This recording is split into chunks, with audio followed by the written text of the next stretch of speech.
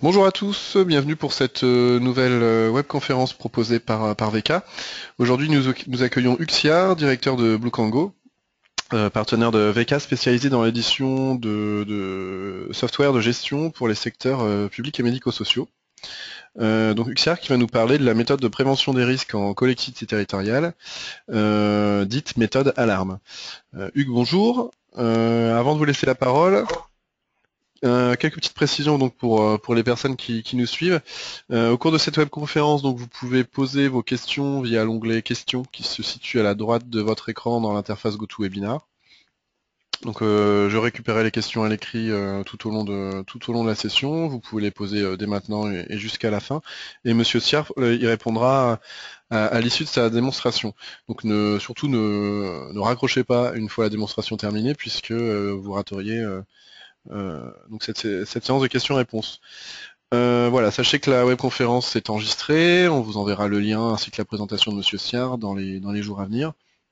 Si vous aviez d'aventure d'autres questions a posteriori, vous pourriez toujours les poser sur le forum de VK à l'adresse www.vk.fr/forum/. Je répète, www.vk.fr/forum/. Voilà, j'en ai fini. Hugues, je vous laisse la parole, c'est à vous. Oui, bonjour à tous et merci de participer à cette présentation. Peut-être un petit complément. Vous aurez certainement des questions à poser et les questions que vous poserez me seront transmises. Si jamais je n'ai pas eu le temps d'y répondre de façon orale, de toute façon, je répondrai par écrit à chacune des questions et l'ensemble des questions posées et des réponses que nous aurions faites vous seront transmises en même temps que la vidéo et le support de présentation. Donc, ne vous inquiétez pas, je réponds à toutes les questions et je les regroupe bien évidemment et j'y répondrai individuellement et collectivement.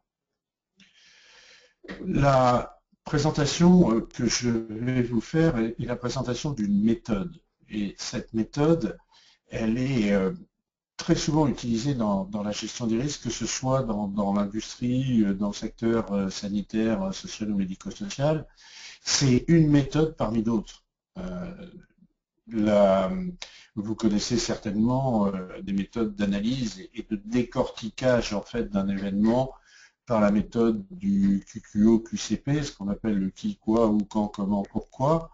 Mais il y a bien d'autres méthodes également, comme celle de l'arbre des causes. Pourquoi j'ai choisi cette méthode alarme? Parce qu'elle présente un certain nombre d'avantages, et en particulier, attendez, hop, voilà, elle met en évidence, alors, d'un événement indésirable, oui, parce que c'est quelque chose de très généraliste. Vous verrez dans l'exemple que je vous présenterai, que j'ai choisi volontairement de partir de l'analyse d'un accident du travail pour arriver à analyser l'ensemble des circonstances, des causes, des facteurs qui ont pu permettre à l'expression de cet accident. Le but étant en fait d'analyser l'ensemble des défauts d'un système, non pas la simple faute d'une personne ou d'un ensemble d'acteurs, et c'est très important parce que le support même de cette analyse doit rentrer dans une approche déculpabilisante de la part de celui qui déclare ou de la survenue d'un incident ou d'un accident. Il faut aussi bien comprendre qu'il n'y a jamais une seule cause à l'expression d'un événement, mais bien une approche plurifactorielle qui peut être liée à l'organisation, à l'environnement, à l'outil utilisé, à la personne qui va l'utiliser. Et c'est parce que par conjonction, en fait, il y a des failles dans chacun de ces éléments de défense, qui sont ces rectangles bleus, que de par l'alignement de ces défaillances, eh bien, on arrive à l'expression, sachant que dans des cas, bien heureusement, une des défenses fonctionne et empêche que l'événement se produise. Ce qui est important, c'est que pour un responsable de gestion des risques, il a besoin d'avoir une vision globale et systémique d'un événement. Et la méthode alarme est un des outils qui justement facilite la construction de cette approche systémique et va offrir un modèle de construction qui va permettre d'en faire cette analyse. C'est souvent un outil qu'on va utiliser préférentiellement sur une analyse des risques a posteriori, puisque malheureusement, c'est une fois que l'événement s'est produit que l'on va pouvoir analyser les conditions de sa survenue. Il y a d'autres outils qui sont plus a priori, qui vont permettre justement d'éviter cette approche-là. Donc nous, on est bien dans une approche systémique a posteriori d'un événement qui s'est produit. Je vous ai juste rappelé en dessous Association of Litigation and Risk Management, qui est en fait l'anagramme de la méthode alarme. Puisqu'il n'y a pas deux, vous l'avez bien vu, ce n'est pas une faute d'orthographe. Le principe, ça va être de rechercher un type de recherche approfondie des facteurs contributifs ou favorisant l'expression d'une défaillance. L'indication, on va la faire porter sur des événements indésirables. En général, on l'applique sur des événements indésirables graves, des accidents ou des presque accidents, ou vecteurs de risque, de prévention de risques professionnels. Mais également, c'est un support qui va nous permettre d'utiliser en fait cette méthode afin d'avoir un impact pédagogique et de pouvoir partager cette expérience. Et vous voyez, le retour d'expérience fait partie des outils d'analyse a priori d'un événement. Donc, avec la méthode alarme, avec l'analyse d'un événement a posteriori, on va pouvoir enrichir l'expérience de l'ensemble de la structure et apporter les éléments nécessaires aux gestionnaires des risques pour pouvoir prévenir et mettre en place un système de prévention qui soit efficace. Elle permet une mise en œuvre dans un cadre formalisé, elle repose sur le concept de défense en profondeur, sur des principes généraux pour l'analyse d'un événement, et notamment quant au recueil des données et la réalisation de ce recueil, mais surtout l'exploitation de ces données-là, et sur un nombre de questionnements au regard de cette thématique que nous allons analyser dans la grille que je vais vous présenter. L'important, c'est de bien comprendre que j'ai pris la notion d'une chute.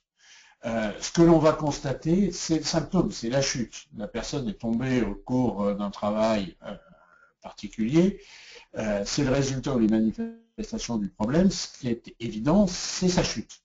Derrière, le problème, c'est l'écart entre ce qui était prévu ou l'objectif qui s'était fixé et les mesures qu'on aurait pu mettre en œuvre. C'est par exemple un manque de formation ou une situation d'urgence qui a fait que on ne se retrouve pas dans les situations normales de réalisation ou des situations particulières, et en l'occurrence, vous verrez, c'est lié à de l'intempérie, situations particulières qui ont amené à ce que, effectivement, il y ait une défaillance à un niveau qui va entraîner cette chute.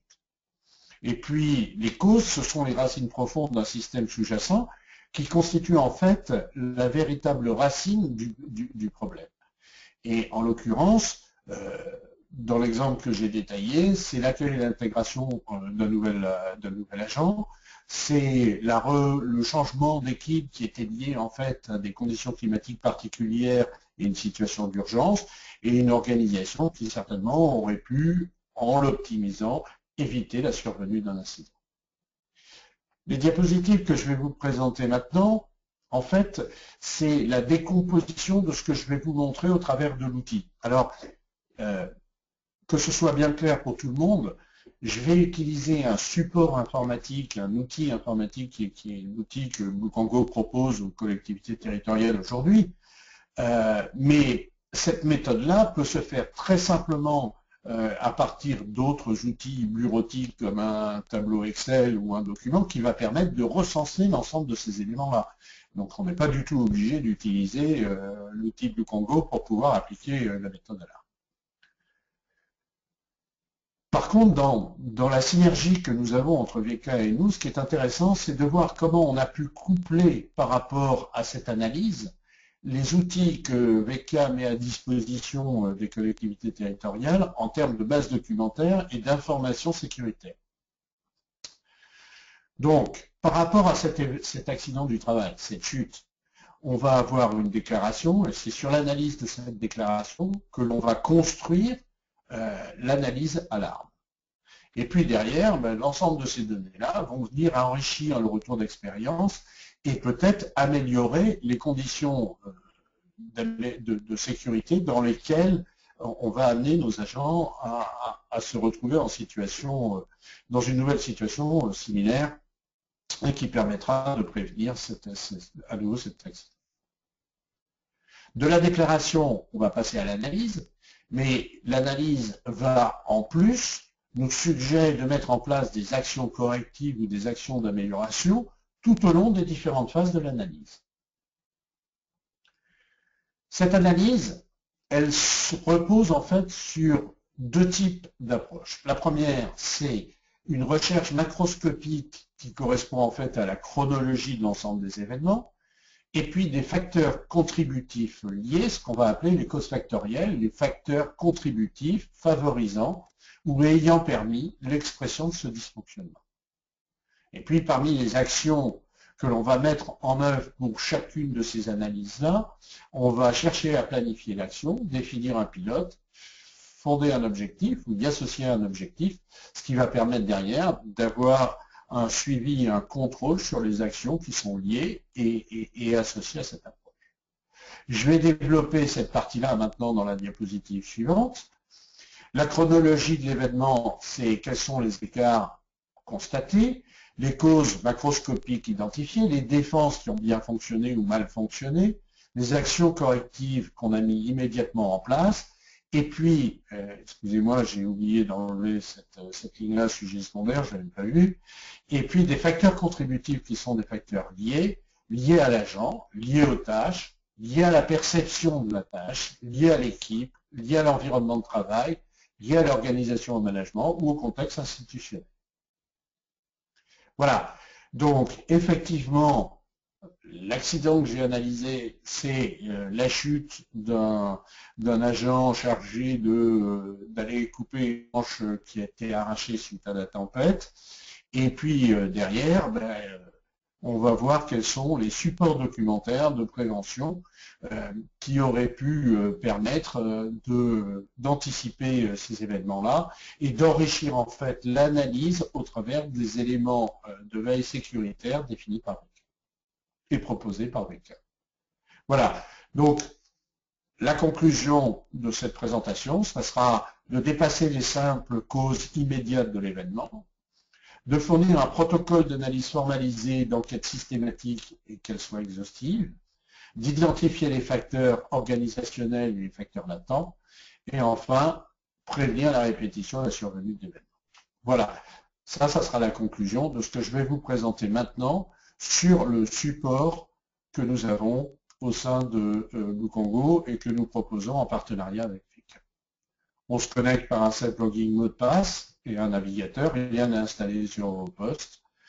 Et on arrive en fait sur un portail dans lequel on va retrouver le fonds documentaire VECA associé et propre aux collectivités territoriales, que vous connaissez certainement pour certains d'entre vous. Et ce lien est un lien dynamique qui va permettre en fait de classer par thématique, par dossier, par ressource, ou par support de documents ou modèle de documents, les différents éléments contenus dans ces thématiques qui sont ici. Je vais prendre par exemple la prévention des risques professionnels. Par rapport à cette thématique prévention des risques professionnels, on va pouvoir choisir des dossiers comme l'hygiène, aménagement des locaux, la formation de la sécurité, c'est celui que je vais prendre.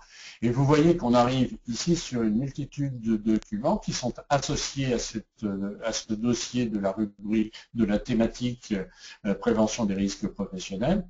Et en cliquant sur le document, vous allez arriver directement sur le contenu de la fiche VECA correspondante, qui va vous permettre d'analyser le contexte, de suivre l'étape en pratique, les conseils qui sont donnés, les questions et les réponses, voire d'aller plus loin et de représenter l'ensemble de cette fiche au travers d'une approche schématique qui est celle que vous connaissez sur les fiches VECA. Dans le contexte, l'autorité territoriale doit s'assurer que les agents bénéficient d'une formation pratique et appropriée en matière d'hygiène et de sécurité, qu'elle a été correctement dispensée, mais également en pratique de déterminer les informations obligatoires, de définir le programme de formation et les besoins. Si je clique sur cette rubrique, eh bien, il va me donner les conseils associés à définir les programmes de formation et les besoins. Réaliser les formations, évaluer les formations, justifier l'exécution. Donc, l'approche en fait documentaire est toujours construite pour chacune de ces fiches-là, dans chacune des thématiques, sur le contexte, la pratique, le conseil, les questions-réponses, des approfondissements au travers des fiches associées, notamment qui sont sur le côté droit, mais également d'une visualisation graphique pour chacune de ces fiches. On va voir comment on a pu intégrer en fait ces éléments-là au sein de notre application. Donc, revenons sur notre déclaration. En fait, il s'agissait d'une simple déclaration, enfin d'une simple déclaration, façon de parler, mais d'une déclaration d'un accident du travail. La personne est tombée, et je vais vous ouvrir la fiche, comme ça vous allez voir sa déclaration. La personne est tombée, en fait, suite à une demande d'intervention dans une école pour venir couper une branche qui était dangereuse suite à une tempête durant l'hiver dernier. Évidemment, c'est un événement fictif que nous avons créé.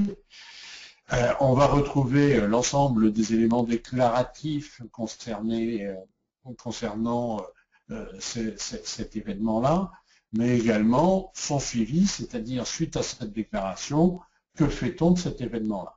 Et là, on va voir que l'on a la possibilité soit de venir rechercher des informations au sein des éléments VK qui sont contenus dans la base documentaire mais directement intégrés dans la fiche de déclaration, et également de lancer par rapport à cet événement-là que l'on a jugé suffisamment grave pour devoir nécessiter une analyse à l'arbre. Voilà. Donc, un événement, derrière une analyse de l'événement, oui, je déclenche une analyse à l'arbre, ou non, l'événement ne nécessite pas de mettre en place une réflexion en profondeur sur les événements, auquel cas, eh bien, une simple déclaration suffira. Je vais passer donc maintenant sur la méthode ALAM. Alors on retrouve bien l'ensemble des paramètres dans ce tableau-là, avec effectivement une déclaration alarme associée. Donc je vais ouvrir la déclaration alarme correspondante et on va aller regarder comment est construite, là il s'agit du tableau de synthèse des informations, mais voir comment est construite cette fiche. On va la retrouver ici, voilà. Au travers d'une partie descriptive. En l'occurrence, cette partie descriptive, elle est auto-alimentée, en l'occurrence dans le logiciel, mais elle est auto-alimentée par l'intermédiaire de l'événement de l'accident du travail qui a été déclaré. On y retrouve des éléments de la base documentaire VK qui vont permettre de venir renforcer l'analyse qui a été prévue, l'analyse qui doit en être faite.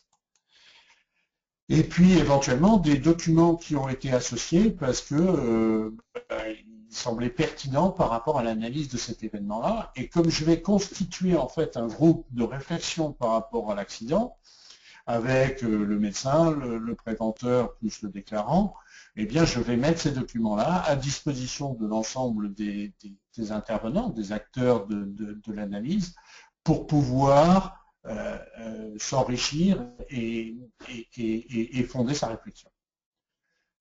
Vous vous souvenez, une approche macroscopique. L'approche macroscopique, elle est là. C'est la description chronologique des faits. L'agent est arrivé à 8 heures au vestiaire. On lui a remis sa fiche de travail journalier. Il est allé en cours d'intervention à l'école du Pic Vert. Il a installé l'échelle pour élaguer la branche, en l'occurrence. Dans la cour de l'échelle, il est tombé de 4 mètres, ça c'est le constat, c'est la partie visible de l'arbre, vous vous souvenez sur le schéma que je vous avais présenté. Derrière, on a appelé les secours d'urgence, l'arrivée des pompiers, il est parti sur l'hôpital central, le CHU de Grenoble. Écart des pratiques, défaut d'assurance de l'appui de l'échelle, ripage du pied de l'échelle sur un sol verglacé, et on voit bien un facteur contributif qui sera analysé un peu plus tard. L'agent est monté alors que son binôme était en train d'aller chercher du matériel en sécurité, donc il n'y avait pas d'assurance au pied de l'échelle par son collègue. La cause identifiée, c'est le non-respect de consignes de sécurité, les conditions climatiques particulières, le binôme, qui venait juste de prendre son poste suite à une mutation interne, et il est passé d'un service à un autre, donc on peut imaginer qu'il ne soit pas peut-être suffisamment aguerri aux pratiques sécuritaires associées à ce nouveau poste. Dans les défenses ayant mal fonctionné, pas de pays d'assurance pour un travail en hauteur, le casque pas attaché par sa jugulaire, parce qu'il s'est cogné la tête en même temps, le rappel des consignes sécuritaires pour le travail en hauteur, qui sont en fait des actions correctives immédiates qui ont été mises en place. Cette approche chronologique, alors vous voyez ça, on peut très bien faire ça sur un modèle Excel ou un document Word, enfin ce que vous voulez. Lié à l'agent, on a en fait repris les facteurs contributifs susceptibles d'avoir favorisé l'événement et uniquement les facteurs liés à l'agent. Donc, on va aller rechercher. Alors, les questions qui sont ici, 1, 1, 2, 1, 3, 1, 4, 1, 5, elles sont juste faites pour aider à analyser les éléments qui auraient pu permettre l'expression de ce facteur contributif. Les antécédents professionnels de l'agent ont-ils pu influencer le cours de l'événement? En l'occurrence, non. Son état de santé, non. Sa situation personnelle, j'ai mis oui. Imaginons que la personne ait eu un décès proche d'un proche dans sa famille et que effectivement ça pouvait être un facteur qui aurait pu contribuer à le perturber dans son travail. La personnalité ou des facteurs sociaux ou familiaux. On peut très bien imaginer, par exemple, une personne ayant pris un travail, n'ayant pas une bonne connaissance de la langue française, pas mal compris, mal lu ou mal compris une fiche technique ou une fiche de sécurité ou une fiche de pays. Et effectivement, ces facteurs-là seront autant de facteurs qui pourront venir contribuer à ce que les facteurs présomptifs liés à l'achat permettent l'expression. En l'occurrence, ici, on n'en avait qu'un, c'était la situation personnelle. On va analyser l'événement. Est-ce que c'est un facteur latent de type général, applicable à tout le monde, c'est facile à comprendre, ou bien spécifique, qui est uniquement lié à un agent, mais également les causes immédiates qui pourraient être en rapprochement avec la situation personnelle, c'est peut-être un manque de concentration, et en l'occurrence, sur le manque de concentration, on ne va pas avoir d'action à réaliser. Le deuxième, et on va balayer ainsi de suite les 7 onglets que je vous ai présentés dans le schéma tout à l'heure. L'approche liée aux tâches. On va retrouver des protocoles qui seraient disponibles, non adaptés ou non utilisés, des instructions, des informations complémentaires non disponibles ou non pertinentes. Et ça arrive parce que effectivement les éléments vont changer parce que je vais changer de matériel, je vais changer, et peut-être que l'instruction n'aura pas suivi, c'est tout à fait possible. Ou voir tout simplement, en l'occurrence ici, c'est que quand on a défini la tâche à remplir par les agents en binôme, on avait simplement oublié de prévenir, de prendre en compte des conditions environnementales et puis une situation d'urgence qui a fait que les personnes qui sont allées sur cette tâche-là n'étaient pas forcément en binôme habilitées à faire ce genre de travail, l'un étant effectivement habilité, l'autre venant de prendre son poste.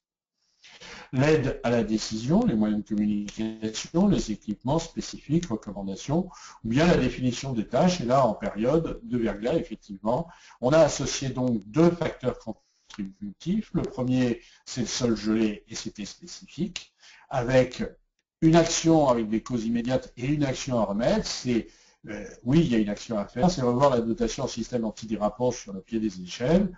Le pilote, ça sera le responsable hiérarchique. La date de lancement de l'action, c'est le 22-2015. Et ça, la date prévue, ça devrait être le 27-2-2015. L'action est peut-être terminée ou encore en cours si effectivement il y a un dépassement en termes de temps. Et puis, le deuxième facteur contributif, c'est la hauteur de la branche était inconnue lors de la demande d'intervention. On pouvait imaginer que c'était une branche basse, en l'occurrence c'était une branche qui était située à 4 mètres, ce qui derrière aurait dû attirer l'attention sur des consignes de prévention qui sont particulières pour le travail en hauteur. Voilà. On a vu l'agent, on a vu les tâches, on va voir la perception maintenant par rapport à l'agent. Alors, on va retrouver les qualifications et les compétences, les facteurs de stress physique ou psychologique. En l'occurrence, on va retrouver ce qu'on avait déclaré dans les conditions particulières de l'agent tout à l'heure, son état émotionnel. Et puis, sélectionner donc parmi ces facteurs-là, et derrière, eh bien, savoir si on lance une action ou pas, puisqu'il s'agit d'un facteur spécifique lié à une personne, à un état émotionnel.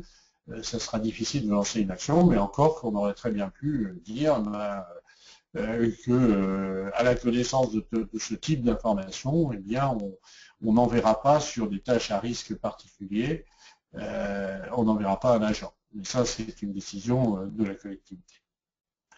Lié à l'équipe, on va retrouver donc l'ensemble des facteurs, la communication au sein de l'équipe, la communication à destination de l'agent, les informations écrites ou les instructions, voire les transmissions et les alertes. Et effectivement, ici, on aura retenu ce facteur-là et celui de la répartition des tâches, en disant qu'effectivement, il y a deux facteurs contributifs. Le premier facteur contributif, c'est un manque d'informations sur les conditions d'intervention. Et le deuxième facteur contributif, c'est une modification des intervenants dans un domaine non maîtrisé, puisqu'il y a eu recombinaison de l'équipe le matin en fonction des urgences qui sont apparues au travers et de la modification de planning liée aux conditions particulières, conditions climatiques particulières. Avec à chaque fois le choix de lancer ou non une action, et ces actions-là vont permettre en fait de suivre et d'alimenter un plan d'action global, voire de rattacher ces événements-là éventuellement aussi au document unique, on le verra tout à l'heure. Lié à l'environnement de travail, donc une approche administrative, donc est-ce que les règlements et procédures sont communiqués de façon adéquate, lié aux facteurs et environnement climatique, et là on a bien vu que le sol verglacé et les conditions particulières étaient des facteurs qui avaient entraîné cette chute, le déplacement des transferts entre les unités ou les sites, les fournitures d'équipement ou de l'indisponibilité ou l'inadaptation du matériel fourni. Donc là, c'est le deuxième facteur, donc du gel plus des patins ou des pieds d'échelle qui ne sont pas adaptés aux situations climatiques, effectivement, ça va favoriser les risques de chute. L'informatique, voire également des effectifs adaptés en nombre, et là on voit bien qu'il y a trois facteurs contributifs parmi cette liste des facteurs contributifs qui vont nécessiter derrière une analyse. En l'occurrence, il n'y a pas eu d'action à réaliser puisqu'on considère qu'elles ont été déjà associées aux précédentes.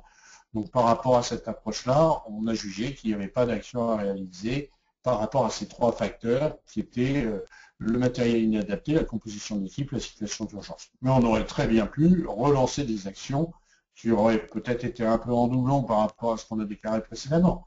Mais en l'occurrence, on aurait très bien pu ici, à chacun des endroits, plutôt choisir oui dans le lancement d'une action. L'organisation et le management, c'est le sixième onglet, c'est le sixième paramètre de l'analyse des facteurs contributifs. Va permettre la structure hiérarchique de l'organigramme et les niveaux décisionnels, analyser selon les gestions des ressources humaines, le fait d'avoir un intérimaire, un remplaçant, la politique de formation continue, la gestion de la sous-traitance, si effectivement il s'agit d'une entreprise en sous-traitance et un incident associé, la politique d'achat, le management de la qualité, de la sécurité, de l'hygiène ou de l'environnement, Et toujours pareil, par rapport à ces facteurs contributifs qui auront été déterminés, eh bien rechercher derrière quelles sont les causes, les facteurs contributifs, et savoir si on lance des actions, oui ou non. Et enfin, lié au contexte institutionnel, effectivement, la politique de santé publique nationale ou départementale ou autre, les politiques de santé publique régionale, le système de signalement, en l'occurrence par rapport à cet événement-là, aucun de ces éléments-là ne sont contributifs ou ne peuvent être associés comme facteurs contributifs à l'expression de cet événement.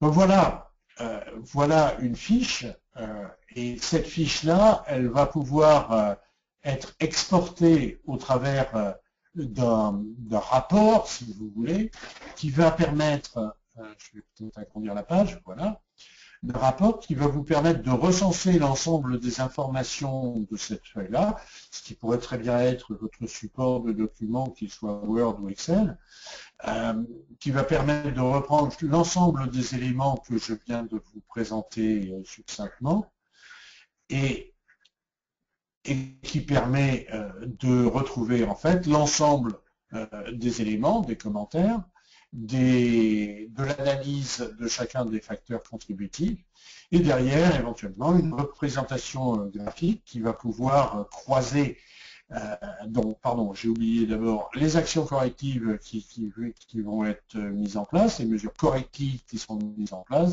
et enfin un rapport graphique qui va permettre la répartition des facteurs systémiques qui ont permis l'expression de l'événement, et derrière versus facteurs spécifiques ou facteurs généraux. Voilà. Mais peut-être que je vais faire une pause pour que vous puissiez poser des questions, ou déjà qu'on me lise les questions qui ont été posées par rapport à ça, et que je puisse vous apporter des compléments d'information si vous le souhaitez. Écoutez, Hugues, pour l'instant, je n'ai aucune Voilà. question. Oui. Pour l'instant, j'ai aucune question, donc je vous laisse poursuivre si vous le voulez bien, et puis j'invite tous nos auditeurs du coup à me transmettre leurs questions dès qu'elles leur viendront à l'esprit. D'accord. Alors, je vais peut-être, si vous le voulez, ouvrir. Là, je vous ai montré un enregistrement, mais je vais vous montrer maintenant comment effectivement on arrive sur ce type de fiche. Voilà. Et c'est ces copies d'écran que je vous mettrai dans le document pour que vous puissiez vous les approprier pour ceux qui souhaitent travailler sous cette forme-là avec d'autres outils bureautiques qu'un outil comme un autre. Mais je vous assure qu'on peut très facilement faire ça, parce que j'ai beaucoup de clients qui l'ont fait à partir de tableurs Excel, hein, avec des outils bureautiques différents, pour construire ce type de grille. Donc, voilà les différents facteurs. Vous voyez, après, il est très facile d'aller définir si effectivement c'est un facteur contributif. À partir de ce moment-là, ben, j'en ai défini deux. Il va me demander de les décrire. Et c'est ce que je vous ai présenté en mettant le contenu de son facteur, savoir si c'est une approche générale ou spécifique à l'agent en l'occurrence ici, et puis savoir si on veut lancer une action réalisée, et à l'enregistrement, effectivement, il viendra me demander si je souhaite y associer des actions, et c'est ce qu'on va retrouver, et ce que je vais vous présenter maintenant. Comment on retrouve au travers de l'enregistrement de la méthode alarme l'ensemble des éléments constitutifs qui ont permis de remplir ce descriptif des événements. Donc on retrouve bien les documents utiles qui m'ont servi en fait à l'analyse, donc les fiches VK qui m'ont servi à l'analyse et à venir enrichir ma réflexion. Mais également, on va retrouver ici, au travers des applications qui sont liées, chacune des actions qui ont été déclarées être mises en place à chaque fois qu'on l'a jugé utile au niveau, rappelez-vous, des facteurs contributifs qui étaient donc l'opportunité de mettre en place des actions qui vont venir en fait permettre de limiter la reproduction d'un tel événement ultérieur. Et on va arriver donc sur le descriptif de ces fiches actions par rapport à cet accident du travail de l'alarme analysé par la méthode d'alarme pour du travail en hauteur, revoir la dotation système antidérapant et on va pouvoir coter les moyens en termes de réalisation, technique, humain ou opérationnel, voire même si effectivement je sais, donc le pilote c'est le responsable hiérarchique en l'occurrence, les acteurs il n'y en avait pas besoin, mais on aurait très bien pu par rapport à ça définir un niveau de priorité et encore y associer par exemple le coût de sa réalisation. Voilà. Derrière on va évaluer, donc on voit que cette action n'est pas terminée, et on va pouvoir déterminer derrière également à sa réalisation, à la fin de sa réalisation, si son efficacité est totale, partielle ou nulle. Et ce sont ces éléments-là que l'on va venir retrouver en fait dans les éléments de preuve et également dans les documents qui sont en fait qui viennent alimenter le programme annuel de prévention de la collectivité.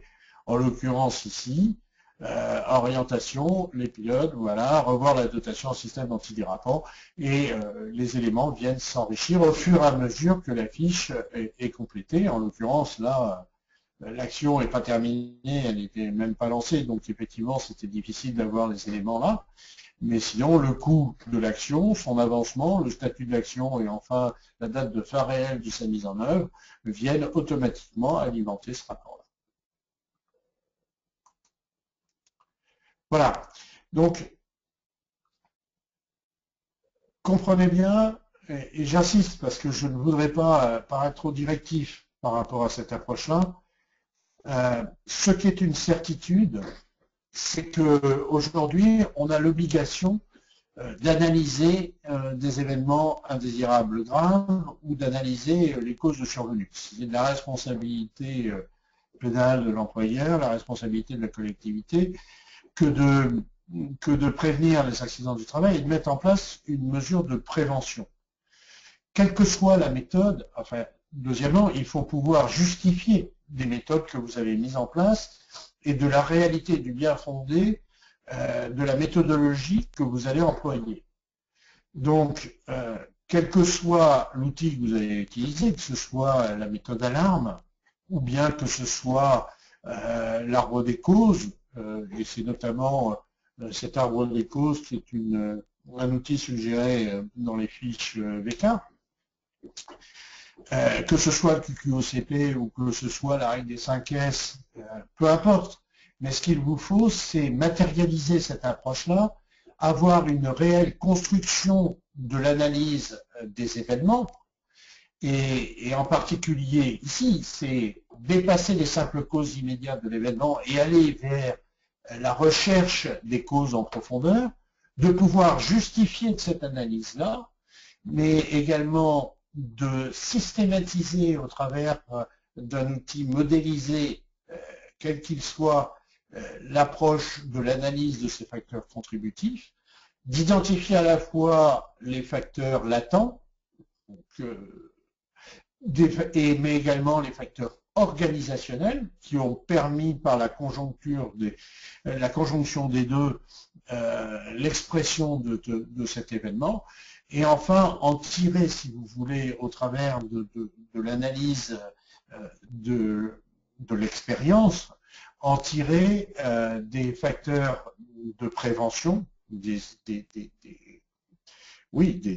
éléments de prévention, excusez-moi, des éléments de prévention qui vont permettre de réduire le risque d'expression de cet événement, soit au niveau de sa fréquence, effectivement, mais peut-être aussi, et malheureusement on sait bien qu'un accident, ça reste un accident, également au niveau de sa gravité.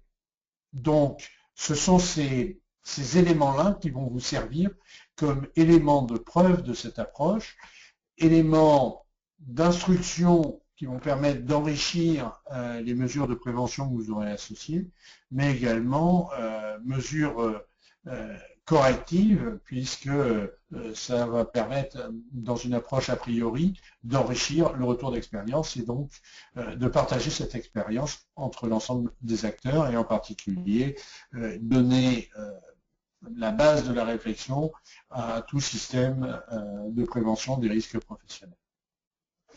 Alors après, toute cette approche-là, elle est en fait associée et va venir enrichir, si vous voulez, le document unique, puisque l'analyse d'un événement, l'expression même d'un événement, va faire que, quelque part, je vais pouvoir lancer des actions, on l'a vu, et c'est ce qu'on retrouve au travers du plan d'action global. Donc, je vais retrouver ici l'ensemble des éléments qui ont été, alors là, en l'occurrence, j'ai filtré sur les éléments associant VK. Donc, on va retrouver améliorer la qualification de la demande d'intervention. Ce sont toutes les actions qui ont été lancées dans l'enregistrement de la fiche. Renforcer la compréhension des enjeux sécuritaires, revoir la dotation des systèmes antidérapants, mais ce sont des éléments qui viennent s'associer en fait à l'ensemble des actions qui sont alimentées en provenance de différentes origines, que ce soit le document unique, que ce soit le constat d'un dysfonctionnement, que ce soit les accidents de travail, la méthode alarme, des audits, et ainsi de suite. Ce sont l'ensemble de ces éléments-là qui viennent enrichir ce plan d'action. Mais à côté du plan d'action, il y a, et on le voit bien puisqu'on a à partir du document unique aussi, on va effectivement venir associer dans le document unique le fruit de l'expérience du constat d'un événement indésirable qui en l'occurrence était cet accident du travail. Et c'est ce qu'on va retrouver en fait dans le document unique ici. On va retrouver les lignes correspondant au risque de chute en hauteur. Voilà. Hop. 30 secondes, il me charge le filtre. Voilà. On va retrouver les risques liés à la chute en hauteur qui correspondent en fait à la transposition des éléments dans le document unique et qui viennent enrichir le document unique au niveau de la chute. Et après, bien évidemment, on va pouvoir afficher ce document unique en fonction de plusieurs paramètres ou critères, par service, par nature de risque, par l'associer également à éventuellement une catégorie professionnelle et ainsi de suite. Et derrière, ressortir en fait la fiche d'évaluation du risque professionnel associé et qui pourra être remis aux différents agents. Voilà, donc ce qui est important, c'est cette concaténation en fait d'informations qui ont pour but de venir enrichir le document unique d'un côté et donc identifier quels sont les risques et effectivement y apporter des actions correctives. Également, mettre en place une méthode d'analyse de ces différents dysfonctionnements ou de ces différents risques au travers d'une approche, et je vous redis que l'alarme est l'une des approches, mais pas la seule.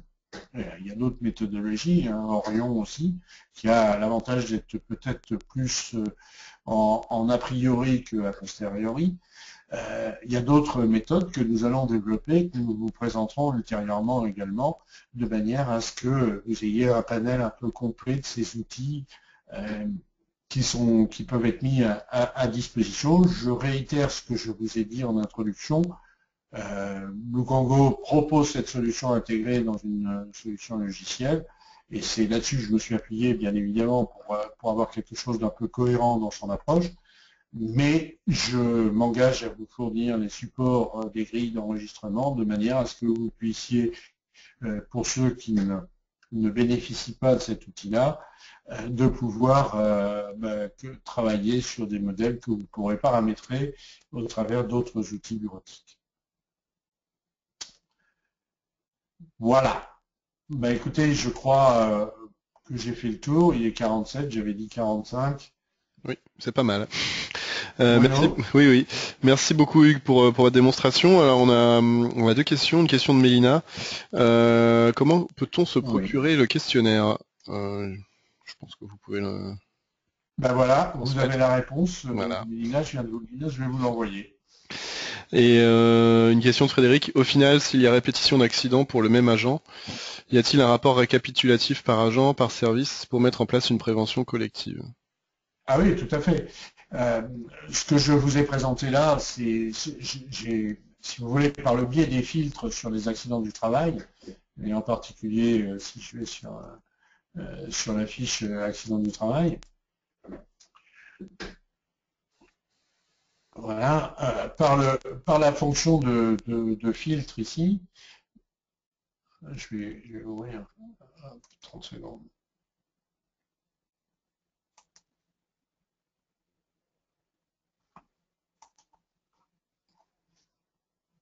Voilà.